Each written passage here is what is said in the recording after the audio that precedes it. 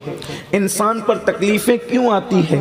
دیکھیے، ہم جو مصیبتوں کے اندر گرفتار ہے تو کوئی بندہ مصیبتوں میں گرفتار ہو کر کے یہ سوچتا ہے کہ یار کسی نے مجھے کچھ کر تو نہیں دیا ہے کہ میں مصیبت میں گرفتار ہوں۔ کبھی کوئی بندہ سوچتا ہے کہ یار کئی سیاسی پارٹیوں کی وجہ سے تو میں پریشان نہیں ہوں۔ کوئی بندہ سوچتا ہے کہ میں جو ہے وہ تجارت کی منڈی کے اندر میرے جو حاسدین ہیں میں ان کی وجہ سے تو پریشان نہیں ہوں۔ ایک بات اچھی طرح یاد رکھیں، یہ سارے مسائل ہوتے رہتے ہیں، میں اس کا انکار نہیں کرتا، مگر یاد رکھیں جو قوم گناہ کرتی ہے اس قوم کی تباہی کے لیے کسی دشمن کی ضرورت نہیں ہوتی۔ جو قوم گناہ کرتی ہے اس قوم کو پھر تباہ کرنے کے لیے کسی حاسد کی ضرورت نہیں ہوتی۔ جو قوم گناہ کرتی ہے اس قوم کی ذلت و رسوائی کے لیے پھر کسی حسد کرنے والے کی ضرورت نہیں ہوتی۔ جو قوم گناہ کرتی ہے اس کی بربادی کے لیے تیر اور بھالے اور بموں کی ضرورت نہیں ہوتی۔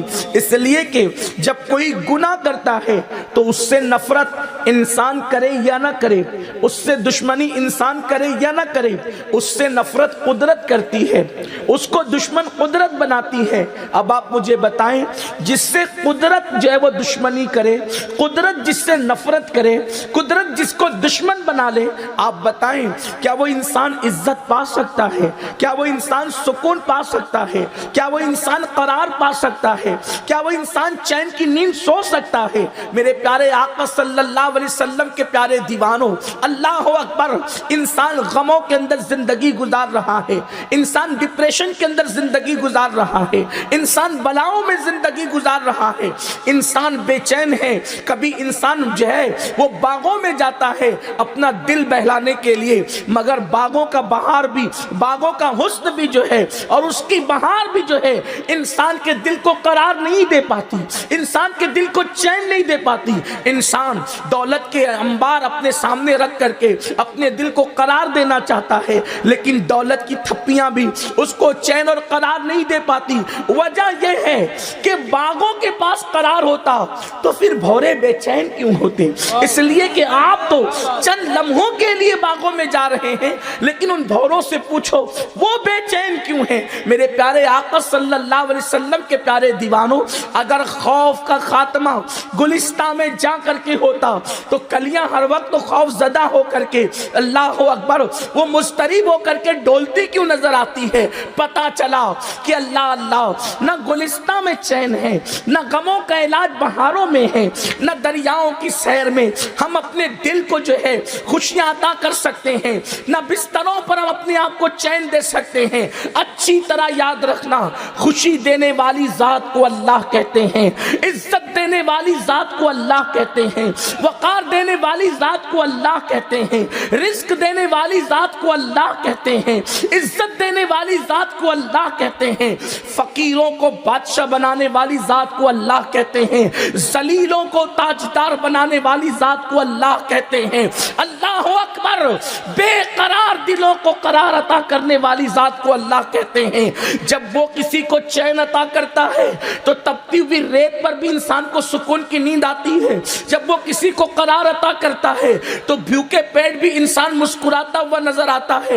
اللہ جسے دے دے اس کو کوئی محروم نہیں کر سکتا، اللہ جسے محروم کر دے اس کو کوئی عطا نہیں کر سکتا۔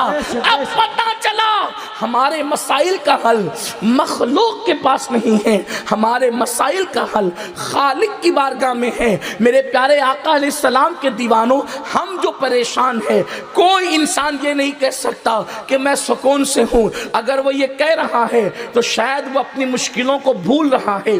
ہر انسان کے ساتھ کوئی نہ کوئی مسئلہ ضرور ہے، ملک کے وزیر سے لے کر کے مزدور تک کے سب کے مسائل ہے۔ خوشیاں لوٹ چکی ہے، چین لوٹ چکا ہے۔ کیوں؟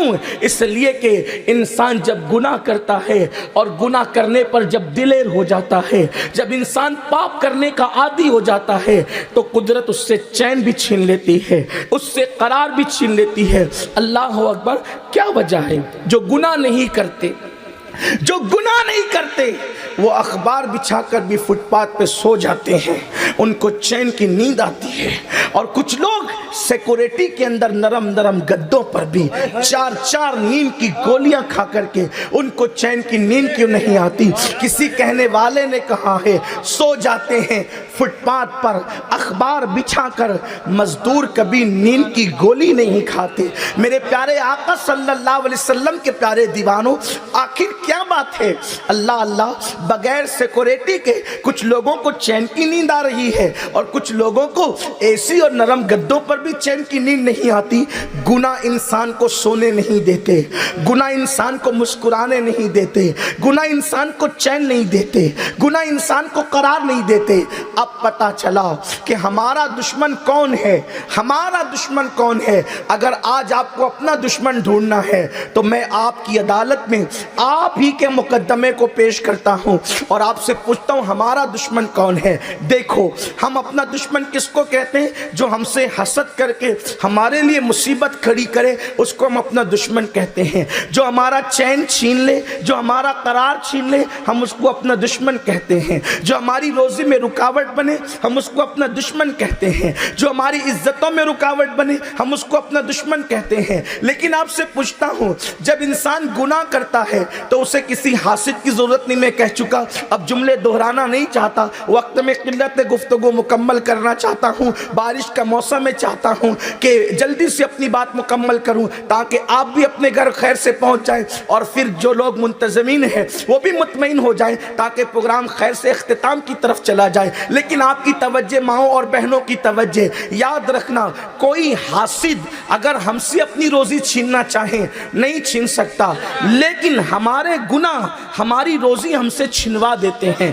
کوئی حاسد اگر ہمارا چین ہم سے چھیننا چاہے نہیں چھین سکتا، لیکن ہمارے گناہ ہمارا چین چھین لیتے ہیں، ہمارا قرار چھین لیتے ہیں۔ کوئی حاسد اگر ہمیں ذلیل کرنا چاہے، پوری کائنات کسی ایک انسان کو مل کر ذلیل کرنا چاہے تو بھی ذلیل نہیں کر سکتی، لیکن اس کے گناہ اس کو ذلیل کر دیتے ہیں۔ اب بتاؤ ہمارا سب سے بڑا دشمن کون ہے؟ تو پتا چلا ہم اپنے ہی خود دشمن ہو گئے ہیں، ہم اپنے دشمن خود ہی ہو گئے ہیں۔